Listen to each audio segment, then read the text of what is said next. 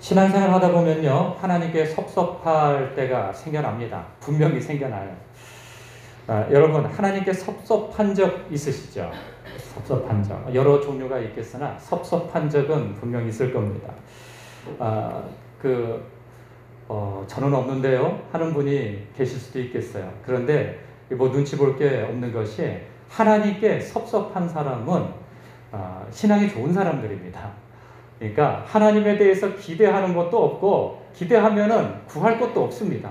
그렇기 때문에 하나님 앞에 간구하던 것이 정말 하나님께서 또 약속도 하셨고, 그래서 하나님께서 곧 이 문제를 해결해 주실 거야, 그리고 하나님께서 이것저것에 대한 약속을 이행해 주실 거야 라고 하는 그 간절한 기대의 마음이 자꾸 내가 생각한 것과 빗나가게 되어지면 하나님 앞에 어느덧 섭섭한 마음이 든단 말이죠. 그럼 이 섭섭함이 아주 없는 사람들도 있어요, 하나님 앞에. 그런 사람들은 어떤 사람들일까요? 첫 번째로는요, 하나님에 대해서 아무런 기대를 갖지 않는 사람입니다. 그냥 하나님에 대해서 관심이 없는 거죠. 그러니까 관심이 없으면 하나님 앞에 기대할 것도 없고 간구할 것이 없으니 뭐 섭섭할 근거 자체가 없는 것이죠. 이런 분은 아예 섭섭하지 않습니다. 한 번도 섭섭한 적이 없어요. 이건 큰 문제입니다. 내가 신앙생활을 하면서도 하나님에 대해서 아무런 기대를 갖고 살지 않는 사람이 있다면 이분은 교회를 다니면서도 거듭났는가를 한번 돌아봐야 합니다. 본인이 거듭났다 한다면 영적으로 큰 문제가, 하나님과의 관계에 있어서 큰 문제가 있다는 사실을 여러분 돌아보셔야 합니다. 그런가 하면 두 번째로 섭섭함이 없는 그러한 신앙 상태는 어떤 상태일까? 모든 것을 응답받았다고 생각하는 사람이죠. 대개는 이런 분들은 신앙생활에 뭐 얼마 지나지 않은 분들, 뭐 1년 미만, 2년 미만 되신 분들은 하나님 앞에 섭섭할 게 그리 없습니다. 왜냐하면 처음에는요, 하나님께서 기도하는 대로 잘 응답해 주세요. 우리도 신앙의 초년기 때 보면 하나님 앞에 순수한 마음으로 기도할 때 보면 놀랍게도 왜 이렇게 작은 기도까지도 섬세하게 얼마나 잘 들어주시는지 기도하는 게 너무 즐거워져요. 그런단 말이죠. 그래서 항상 감사하죠. 항상 저는 기뻐요. 저는 하나님 앞에 어떤 섭섭한 마음 전혀 없어요. 이런 경우가 있어요. 그런데 10년, 15년, 20년 그 이상 신앙생활 하시는 그 경우에는 물론 하나님께서 범사에 감사하고 범사에 기뻐할 만한 그런 응답에 많은 그 삶에 그 하나님과의 동행의 흔적들이 있죠. 그러나 그 한켠에 감추어주고 굳고 묻어둔 그 기도 제목이 있어요. 그것이 응답되어지지 않고 하나님 앞에 그냥 마음의 한켠 섭섭한 것이 있다 말이죠. 그런가 하면요, 세 번째는 어떤 경우에 하나님 앞에 섭섭함이 없을까? 체념한 경우입니다. 그러니까 과거에 하나님 앞에 그 뜨거운 마음으로 기대하고 늘 설레이고 소망을 갖고 한 그 유통기한이, 스스로 정한 유통기한이 불이 다 꺼져버린 거예요. 그래서 그냥 이대로도 좋습니다. 내가 특별히 뭐 바라지 않습니다. 뭐 뒤돌아보니 이 정도도 하나님의 은혜요, 내가 뭐 더 바랄 것이 없습니다. 라고 그렇게 체념하는 상태가 되겠죠. 이럴 때에는 뭐 섭섭하고 그런 것도 없어요. 그냥 체념하니 특별히 뭐 기대하지 않고 그 부분에 대해서 기대하지 않고 사니 이 부분에 대해서 섭섭한 것보다 그냥 오히려 하나님께서 지금까지 해주신 것도 하나님의 은혜요 하며 감사하며 살 뿐인 것이죠. 여러분, 아브라함 부부가 이 세 번째에 해당한다고 보여집니다. 어느 날 하나님께서요, 천사 둘과 함께 그 광야 땅에 목축업을 하고 있는 아브라함을 찾아오셨어요. 지나가는 과객처럼 지나가려고 하셨는데 하나님께서 이미 다 계획이 있으신 것 같아요. 아브라함이 막사 앞에 나와서 그늘에 이렇게 쉬고 있으면서 바라보는 그쪽으로 지나가신단 말이죠. 그래 하나님께서 아브라함을 만나시려고 오신 거죠. 아브라함이 대뜸 달려가서 좀 쉬었다 가시라고. 아마도 아브라함이 촉이 있었던 것 같아요. 특별한 분들이다라고 생각하는 그 촉이 있어서 집안에 모셔서 아주 극진하게 대접을 합니다. 정말 극진하게 대접을 해요. 잠깐 뭐 물 한 모금 마시고 가십시오. 뭐 이렇게 청한 것 같은데 들어오니까 소도 잡고 뭣도 잡고 막 음식도 그냥 뻑적지근하게 만들어서 그날 바로 쉬었다 못 가게 해요. 그냥 하룻밤 지나고 갈 것처럼 음식을 그냥 잔뜩 준비해가지고 이거 식사 잘 하시고 가시라고 하는 것처럼 마치 천사인 것을 미리 알았던 것처럼 마치 그 중에 하나님이 계신 것을 미리 알았던 것처럼 그가 극진하게 대접을 하죠. 그런데 그때 하나님께서 놀랍도록 약속을 하나 해주시는 거예요. 사라 어디 있느냐를 물으시는 거죠. 자기 막사에 있습니다. 그런데 사라가 그때 도대체 이 아브라함이 내 남편이 어찌하여 저 지나가는 그 나그네를 이렇게 극진하게 대접하는가, 뭔가 좀 특별한 분일지도 몰라 싶어서 그 자기 막사를 나와가지고 그 사랑방 막사에다가 이렇게 귀를 대고 이렇게 있었던 거예요. 그런데 거기에 놀랍게도 내년에 무슨 일이 있을 것에 대한 약속의 말씀이 있는 거예요. 범상치 않은 분이라는 것을 알만한 게 그분이 내년 이맘때에 사라의 품에 아들이 안겨질 것이다. 그 이름을 이삭이라 하라. 이런 말씀을 주시는 거예요. 그러니 그 이야기를 듣고 사라가 장막 밖에서 어떤 태도를 보였을까요? 얼마나 기쁜 일이에요. 그냥 박수를 치고 그냥 환호하고 기뻐할 일이 되겠죠. 그런데 전혀 기뻐하지 않습니다. 기뻐하지 않고 속으로 어떻게 생각하냐면 아이고 나도 노쇠하고 내 남편도 노쇠하였거늘 어찌 아들을 낳을 수 있단 말인가, 자식을 낳을 수 있단 말인가, 이제 다 늙어가지고 무슨 기쁨이 있다고 서로 얼굴 쳐다보는 것도 부담스러운데 무슨 애를 낳는단 말인가 하고 속으로 이건 불가능해 라고 하는 마음에서 그런 말을 속으로 읊조린단 말이에요. 여러분, 이때 사라의 나이가 몇 살 정도 됐을까요? 네? 몇 살 정도? 네. 여러분, 무려 89세의 나이에요. 89세의 나이. 89세의 나이에 내년 이맘때면은 그때는 몇 살이에요? 90세예요. 남편은 몇 살이에요? 100세예요. 100세. 100세와 90세. 와, 이거 정말 한숨 나올 지경인 것이죠. 여러분, 세계 최고 고령자, 이게 기록을 할 때부터, 기록을 남길 때부터 우리나라에서도 세계 전역에서도 도대체 여성 가임기가 어느 때까지일까, 몇 살 때까지 도대체 애를 낳을 수 있을까 싶어서 마치 그 기록을 남겨놨어요. 우리나라에는 여러분 최고령 출산자가요 55세예요. 55세.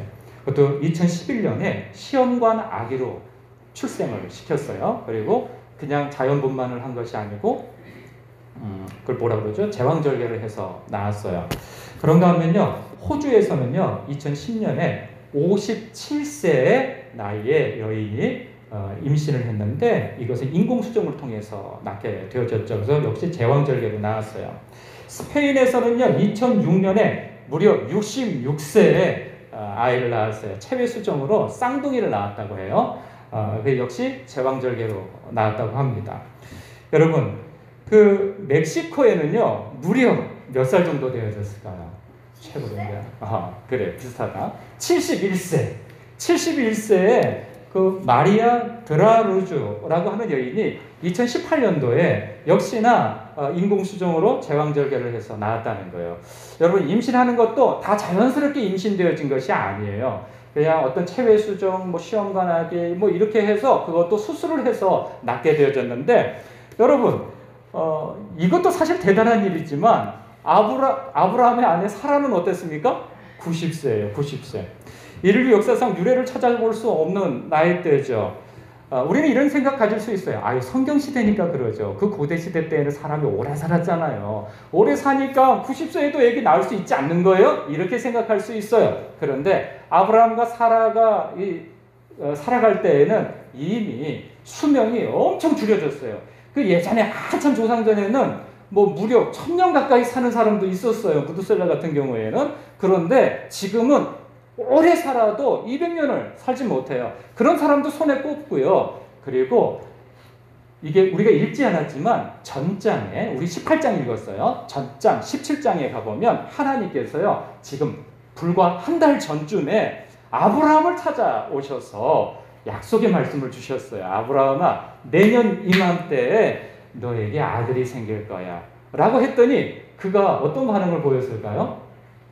뭐라고 얘기까지 했냐면 사라를 통해서 아들이 생길 거야. 이삭이라고 이름 지어라. 이리 말씀하셨어요. 그러니까 아브라함이 하나님의 임재가 있으면 그 앞에 납자가 엎드러지게 되거든요. 엎드려서 한다는 말이 뭐냐면 피식 웃습니다. 그도. 그냥 헛웃음을 지어요. 아이고 주님, 그냥 이스마엘이나 그냥 내 상속자가 되게 두십시오. 제가 뭘 바라겠습니까? 이제 이제 100세가 다 돼가지고 뭐 정실부인에게서 아니 이제 89세고 이제 곧 90세가 되어지는데 아니 그녀에게 뭘 기대할 게 있겠습니까? 이스마엘이나 그냥 제품에 두시고 그를 제 상속자로 그냥 남겨두십시오. 아니다.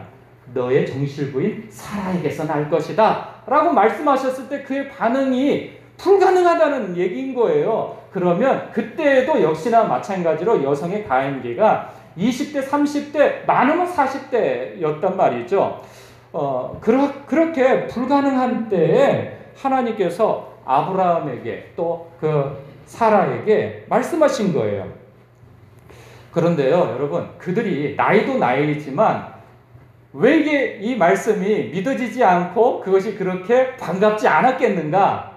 여러분, 너무 오래 기다려서 그래요. 너무 오래.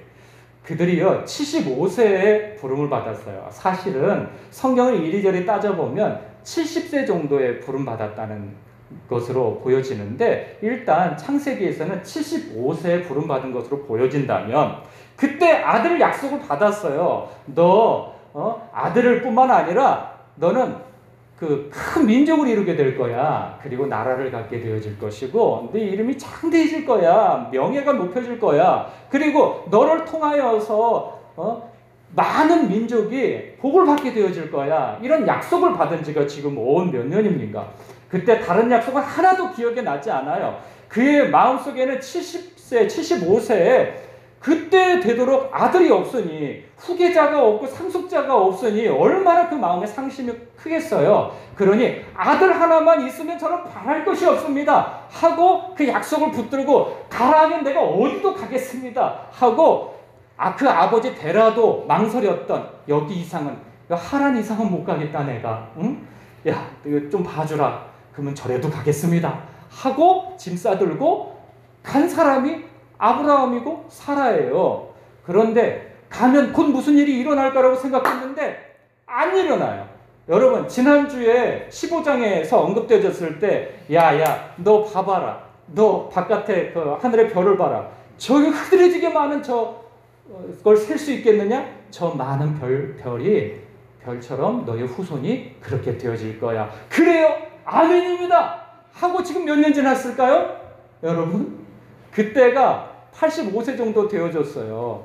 그러면 지금 네 갑자기 산수가 안 되네요. 14년 정도 지난 건가요? 더? 우리 수학 선생님 어때요? 맞죠? 예. 대충 그렇단 말이에요. 그러니까 그때도 14년, 15년 전에도 그렇게 바로 내년에 무슨 일이 일어날 것처럼 약속을 해주셨는데 그러고 무려 몇 년이 지났어요. 14년이 지났어요. 그 기다리는 동안에 견디질 못해가지고 아이고 사라는 아닌가 보다 싶어가지고 그 여종 비라를 통하여 가지고 그 후손을 낳은 게 이스마엘이에요. 근데 하나님께서 그거 아니라는 거예요.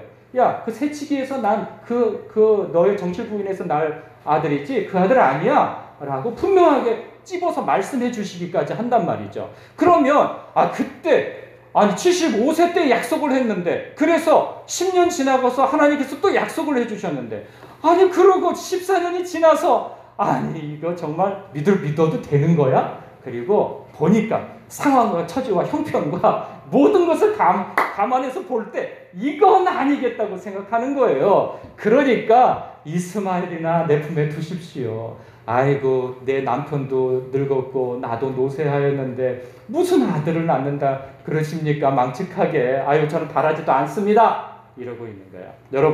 여러분 마음속에 혹시 하나님께서 당장이라도 여러분에게 내년 이맘때를 약속하시면서 여러분의 마음속에 그렇게 기대하고 오매불망하고 그것도 하나님께서 약속의 말씀을 주시고 여러분 가운데 소원을 불러일으키셔서 성령님께서 여러분의 인생에 있어서 너무나도 중요한 기도 제목을 주셨는데 여러분 마음 가운데 혹여라도 사라를 찾아오신 것처럼 내년 이맘때라고 얘기하시는데 여러분 마음은 어떨까 싶습니다. 더 이상 이 사업에는 소망이 없어요.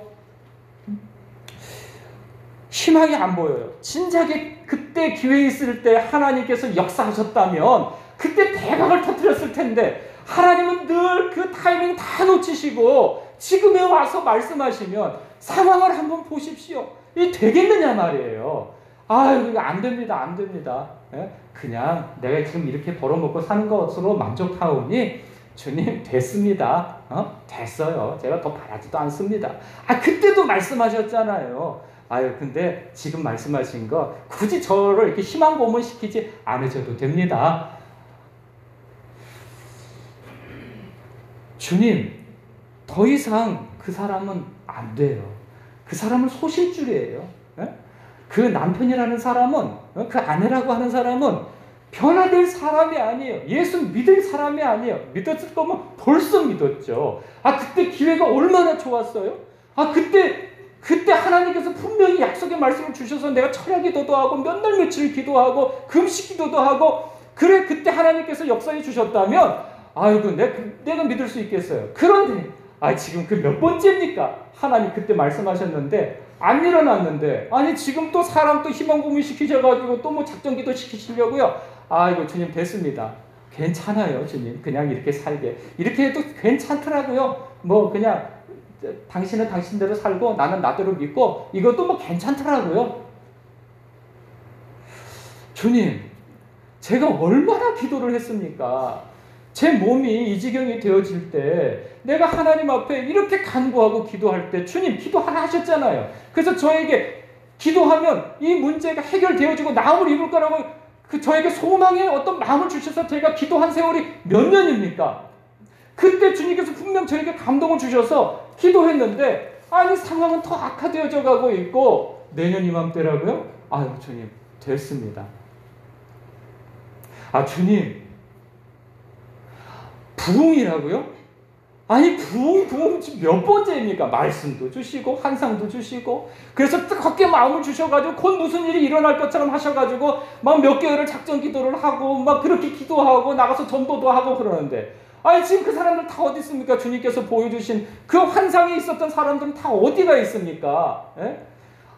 마음을 뜨겁게는 하지 마시고 환상도 보여주지 마시고 약속의 말씀을 주시지 마시면 기대도 안 하고 살면서 그냥 할 텐데 곧 무슨 일이 일어날 것처럼 맨날 마음만 뜨겁게 하시고 그리고 난 다음에 뭐 열심히 해보면은 아무런 성과도 없고 사람 실망만 되어지고 도대체 어느 때까지입니까? 주님 됐습니다. 이젠 됐어요. 그냥 이렇게 살아가는 것도 이렇게 뭐 이 정도 사람들도 괜찮더라고요. 주님 됐습니다. 전도는 무슨 전도고 괜찮아요. 주님 그냥 이 정도도 편합니다. 사람 많이 오면 불편하죠. 오히려 뭐 어떤 사람이 올 줄 알겠어요.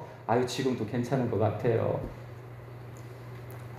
저마다 다 합리적인 말들이 있죠. 어떤 사람은 영적으로 분명히 하나님께서 불같은 성령을 부어주시겠다고 마음에 감동을 주셔서 하나님 앞에 간절히 기도하고 또 어떤 사람은 살아계신 하나님을 경험케 하시겠다고 수년을 믿어도 하나님께서 살아계신 하나님인지 어쩐지 내가 맨날 긴가민가하고 살아가니 내 신앙이 나 오늘 피곤해서 못 가겠어요.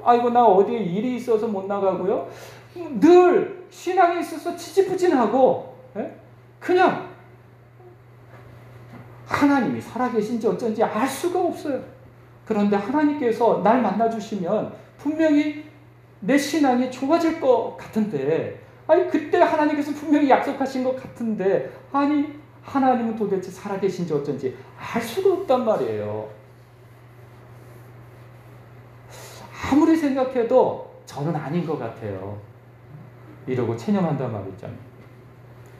저마다 다 합리적인 말들을 하고 다 일리 있는 말들이에요. 그런 반응에 하나님께서 뭐라고 말씀하실까요? 나 여호와에게 능치 못할 일이 있겠느냐? 라고 말씀하세요. 나 여호와에게 능치 못할 일이, 불가능한 일이 있겠느냐? 하나님께서 말씀하세요. 기가 막혀서.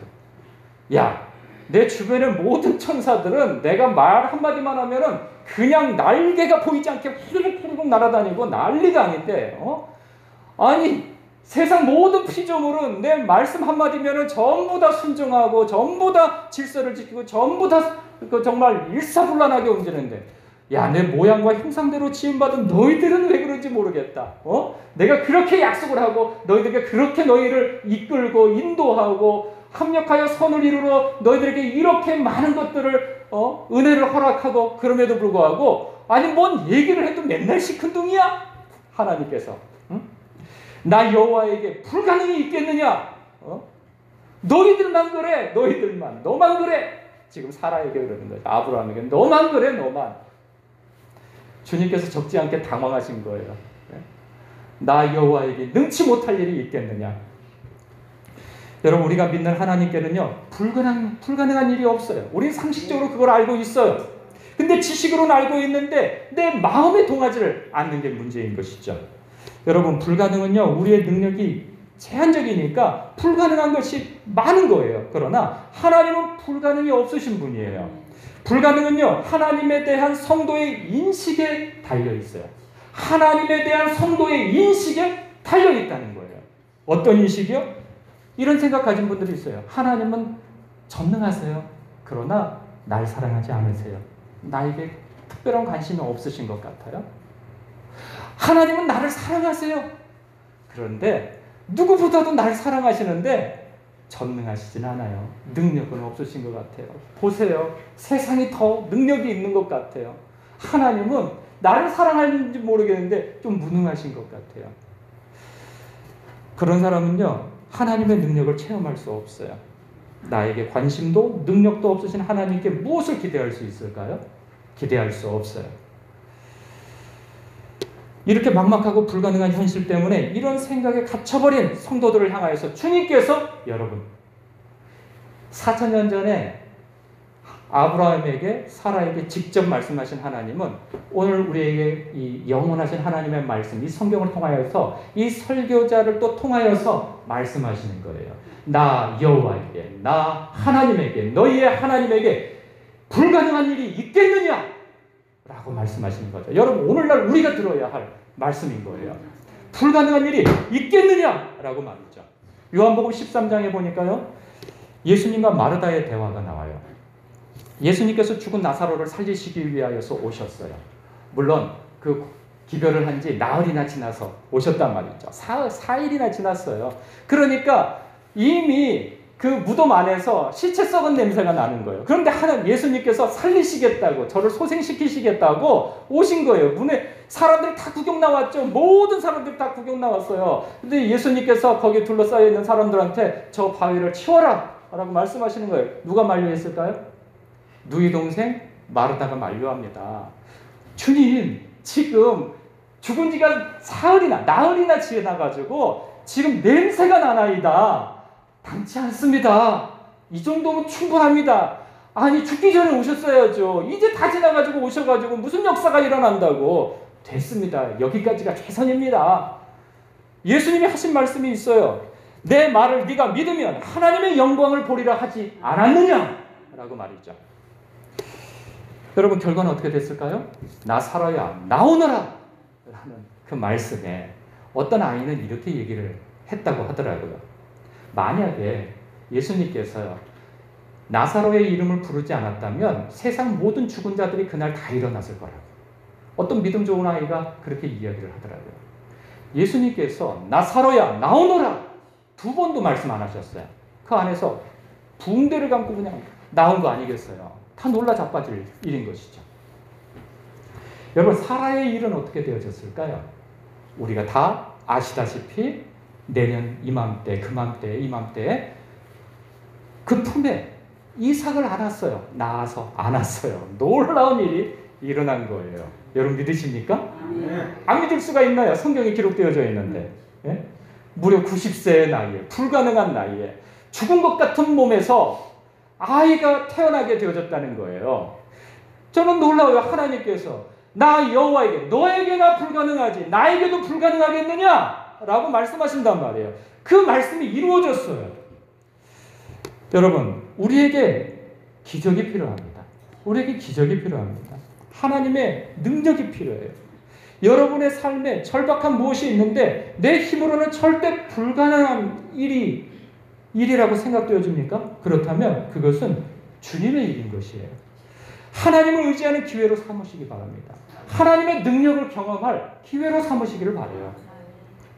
내 말이 너희 안에 거하고 너희가 내 안에 거하면 무엇이든지 구하라. 그리하면 이루리라 말씀하신 이가 바로 하나님이세요.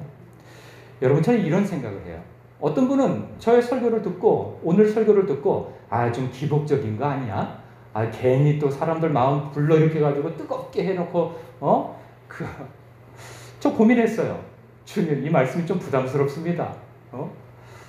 그런데 저는 그런 생각 안 하고 저는 성령께서 마치 사라에게 하신 것처럼 아브라함에게 하신 것처럼 동일하게 오늘 우리에게도 하나님 앞에 말씀으로는 너무나도 길들여져 있는데 말씀하고 있는데 그 말씀이 우리의 삶 가운데서 역사할 것에 대해서 더 이상 기대하지 않는 세대들 가운데 너는 외쳐라. 단순하게 외쳐라. 뒤는 나에게 맡기고 네가 능력자냐? 너는 말씀을 외쳐. 나머지는 내가 알아서 할게. 그 마음을 주시더라고요. 저는 이런 생각을 가져요. 아브라함은 여러분 자신이 믿음의 조상이 될 거라고 알고 하나님을 따라 나섰을까요? 네? 자기 때문에 온 민족이 복을 받을 거라고 그렇게 기대하고 따라 나섰을까요? 그가 무슨 하나님의 나라가 장차 그의 후손으로 인하여서 가나안 땅이라고 하는 그 나라에서 하나님의 주권이 세워지고 하여 거기서 하나님의 통치가 이루어질 나라가 생겨날 것을 알고 주님을 따라 나섰을까요? 아니에요, 여러분. 물론 이삭을 품에 안고 십수년이 지나서 어떤 순종의 기로에 놓여진 이후에 그때 그것을 어렴풋이 봐요. 그리고 하나님의 뜻이 무엇인지도 그때 어렴풋이 짐작을 하여 아는 정도로 성장을 하죠. 그러나 지금은 아니에요. 지금은 내 품에 내 상속자인 아들 하나 품에 정실부인해서 안는 것, 그거 외에는 큰 기대가 없어요, 여러분. 여러분, 이 사람들 지금 육적인 기대 외에는 다른 게 없어요. 우리가 무슨 거룩하게 포장을 아무리 시켜주려고 해도 지금 그의 중심에는 이 죽은 것 같은 몸이든 어찌하든 하나님께서 능력을 발휘하셔서 당신이 약속하신 대로 이것이 좀 이루어졌으면 좋겠습니다 하는, 마치 우리가 갖고 있는 저변에 깔려있는 간절한 마음의 소원이 이루어졌으면 하는 그 바람처럼 하나님을 기대하며 바라보고 있는 사람들이 이 사람들이에요. 그들의 입술에는 내가 다 죽은 것 같은 몸인데 이게 가능하겠습니까? 라고 불신앙의 말을 하는 것 같지만 여러분, 입술은 그리하여도 하나님께서 하라신 대로 다 하고 살고 있고 그렇게 하나님만을 붙쫓아서 가나안 땅에 머무르니까 그 나이가 되도록 머물러 있는 거예요. 그는 삶 속에서 믿음을 드러내 보이고 있어요. 그러나 그 중심에는 사실 그렇게 대단한 거룩한 어떤 그 열망을 가지고 하나님의 나라와 그분의 의를 위하는 그 구함이 아니에요. 여러분, 제가 뭘 얘기하고 싶으냐 하면 여러분, 너무 고상하게 하나님 앞에 간구하려고 하지 마세요. 자기 수준대로 기도하세요. 자기 수준대로. 수준도 안 되는데 너무 하나님 앞에 고매한 것을 구하면 기도의 동력이 나지 않아요. 기도의 동력이. 하나님께서 수준을 아시고 야 아브라함아, 내가 널 택했는데 가만히 보니까 너 이거 아니면 안 움직이게 생겼구나 하여서 하나님께서 아들을 약속하신 거예요. 하나님께서 아들도 약속하고 민족도 약속하고 하나님의 나라를 약속하고 그리고 그 이후에 무려 4,000년이나 지나서 그의 몸에서 날 씨 예수 그리스도까지도 이미 그 첫 번째 약속 속에 다 담겨 있으나 그 사람 그거 하나도 몰라요. 나중에 무슨 일이 일어날지 하나도 몰라요. 그냥 아들을 주신다고요? 그것 때문에 따라 나선 거예요. 그리고 지금까지 100세가 되어질 때까지 그러고 따라 나선 거예요. 여러분, 하나님의 역사는 어떻게 일어날까요? 그렇게 단순하지만 하나님만이, 나를 찾아오신 이 신만이 이 문제를 해결해 줄 수 있는 유일한 열쇠야 라고 생각하고 그분을 붙쫓아 따라 나가는 걸 하나님께서 그를 의롭다, 너 내 사람이다, 그리고 너 내 백성이야 라고 칭해 주신 거예요. 하나님 외에는 다른 대안이 없다고 생각한 인생의 벼랑 끝에서 하나님을 붙잡는 그 믿음을 하나님께서 귀하게 여기셨다는 거예요. 그래서 그 믿음을 이렇게 심어줬더니 그가 그거 붙들려고 계속 주님을 찾아왔는데 그 여정 속에 신앙이 자라가는 거죠. 여러분, 여러분의 소원을 가지고 하나님 앞에 간절히 기도해 보십시오. 저는 그래서 믿음의 우리 선배들, 우리 권사님, 우리 김원순 권사님 정도의 연배 되시는 그 신앙의 선배님들은 저는 기억해요. 어렸을 때 제가 신앙 없을 때였지만 비록 그냥 얼떨결에 교회 한번 와보라고 해서 따라갔는데 그 기도원을 갔어요. 그때 기도로는 그때 거기가 한월산 기도원이었어요. 한월산 맞나? 이 커다란 돔처럼 생긴 그 무슨 천막 같은데 거기에 들어가니까 사람들이 어마어마하게 많은 거죠. 그 많던 사람 도대체 그때는 아줌마들이었죠. 아줌마들이 어마어마하게 많은데 막 기도할 때 막 난리가, 저만 빼고 다 난리가 났어요. 저만 빼고. 저는 그냥 뭔 영문인지도 모르고 그냥 눈 끔뻑끔뻑하고, 야, 뭐야, 어떤 사람은 막 춤추는 사람도 있고 기도하다 말고 막 그래요. 그 모습이 너무 생경했어요. 그런데 그날 예전에 제가 한번 말씀드렸잖아요. 우리는 기도에 대해서 관심 없으니까요. 아직 청소년 때이고 그러니까 그냥 여자애들하고 남자애들하고 뭐 모여서 옹기종기 막 얘기하고, 그리고 또 거기 수련회라고 간 건데 거기 그런 데 가 있으니 그런데 뭐 마음이 없으니까 밤새 얘기하고 있었죠. 그랬더니 아주머니 한 분이 그냥 자다 말고 벌떡 일어나더니 그러는 거예요. 거긴 다 이불 싸들고 올라왔더라고요. 얘들아, 우리는 내일 새벽에 또 기도해야 돼. 너희들은 놀러 왔겠지만 우리는 목숨 걸고 왔어. 나는 목숨 걸고 왔어. 저는 그게 잊혀지지가 않아요. 그때는 그 말이 무슨 말인지 알아듣지도 못했는데 나중에 세월이 지나서 그 광경을 떠올려 보니까 그분들은 그렇게 다 목숨 걸고 주님 앞에 그렇게 붙들면서 나온 거예요. 당신 아니면 안 됩니다 하는 그 믿음으로 말이죠. 여러분, 이 한국교회가 욕도 먹고 지금 그러지만 그분들의 그런 단순한 믿음, 하나님 아니면 이 문제가, 내 인생의 절박한 문제가 하나님께서 주신 그 소원이 이제는 잊혀져 버려가지고 저 한켠에다가 넣어둔, 나는 이제 안 될 거야, 나이도 많이 먹고 내 인생에서는 이거는 아닐 거야, 내가 그때 잘못 들었을 거야, 그때 아유 내 후손에 일어날 일인가, 뭐 이렇게 스스로 체념해버린 그 일들에 대해서 하나님께서 다시 꺼내주셨을 때, 여러분, 과거에 우리 믿음의 선배들이 했던 것처럼 단순하게 주님, 내가 다시금 믿고 주님, 내가 주님 붙쫓아 따라가겠나이다. 여러분, 여기에서 체념했다고 그러잖아요. 체념을 했는데 여러분, 내년에 아이를 낳잖아요. 아이가 거저 생깁니까? 거저 안 생겨요. 믿음으로 서로 사랑을 했으니까 그 아이를 낳은 거 아니겠어요? 한 번 사랑을 했든 10번 사랑을 했든 뭐 그 365일 동안에 몇 번을 사랑을 했든 어쨌든 간에 사랑이라고 하는 그 말씀에 순종을 하니까 아이를 안게 되지, 아니 동정녀가 아기를 낳게 된 겁니까? 그런 건 아니잖아요. 여러분, 우리가 하나님 앞에 지금 바로 사라에게 하신 말씀을 나에게 하신 것처럼 듣는 믿음이 지금 우리에게 필요합니다. 네? 나 여호와에게 능치 못할 일이 있겠느냐? 여러분, 개인적으로 들으시기 바랍니다. 그거 붙들고 하나님 앞에 나가서 간구하시고 기도하시면 주님 만나요. 어떠한 방향이로든지 주님을 만나요. 그러면 하나님께서 그 믿음을 가지고 하나님의 나라의 그 커다란 큰 그림 속에 아브라함의 그 작은 믿음의 행동을 하나님의 나라의 그림에다가 탁 포함을 시켜 넣어주신단 말이에요. 그래서 지금 우리가 복을 받은 거예요. 아브라함의 씨 예수 그리스도를 믿음으로 말미암아 우리가 지금 복을 받은 거예요. 온 민족이 복을 받을 거라 하는 그 역사가 일어난 거예요. 여러분들이 단순히 하나님 앞에 붙드는 그 믿음이 여러분 하나님의 나라를 이루는데, 그리고 여러분의 신앙이 성장해 가는데 큰 역할을 할 것입니다. 기도하겠습니다.